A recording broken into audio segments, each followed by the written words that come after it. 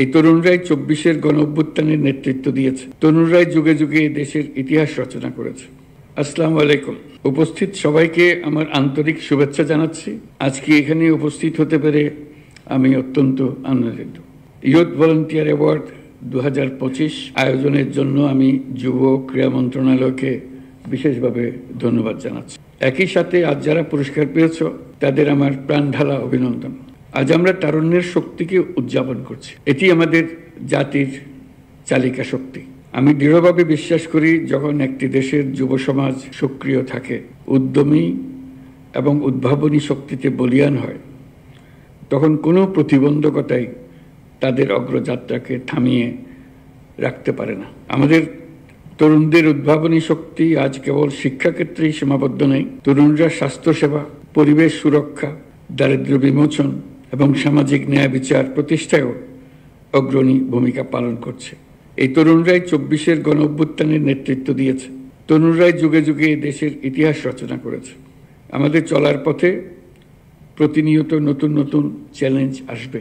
কখনো তা জনস্বাস্থ্যের সংকট, কখনো শিক্ষার অপর্যাপ্ত সুযোগ, আর কখনো পরিবেশগত বিপর্যয়। কিন্তু চ্যালেঞ্জগুলো নিয়ে হতাশ না হয়ে বরং এগুলোকে আমাদের নিজস্ব শক্তি দিয়ে ঐক্যবদ্ধভাবে মোকাবেলা করতে হবে। আশা করি এই কাজেও আমাদের তরুণরা নেতৃত্ব দেবে। স্বেচ্ছাসেবা কেবল আত্মমানবতার কল্যাণেই সীমাবদ্ধ নয়। এটি আত্ম উন্নয়ন, চরিত্র গঠন এবং নেতৃত্বের গুণাবলী বিকাশের এক আদর্শ মাধ্যম।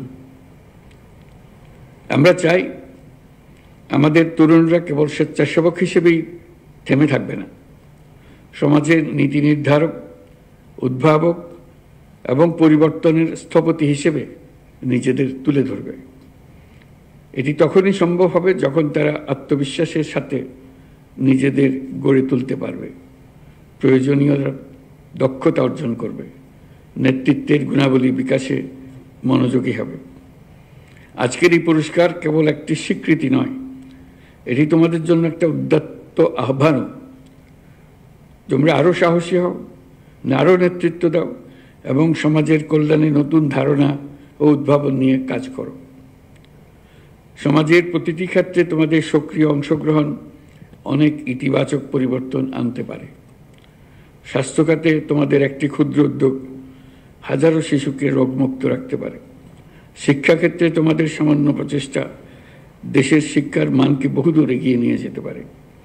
পরিবেশ রক্ষায় তোমাদের সম্মিলিত প্রয়াস আমাদের ভবিষ্যৎ প্রজন্মের জন্য একটি নিরাপদ ও সবুজ পৃথিবী নিশ্চিত করতে পারে। মনে রাখবে, তোমাদের প্রতিটি ছোট ছোট প্রচেষ্টাই দেশের জন্য মস্ত বড় অর্জনের পথ তৈরি করবে। আমি জানি স্বেচ্ছাসেবা বা যে কোনো মহৎ উদ্যোগের পথ মসৃণ নয়। সময়, অর্থ এবং মানসিক চাপে বহুবিধ চ্যালেঞ্জ সৃষ্টি করে। এর মধ্যে দিয়েই আমাদের ধৈর্য, সহনশীলতা ও নেতৃত্বের মতো মহৎ গুণাবলী অর্জন করে নিতে হবে।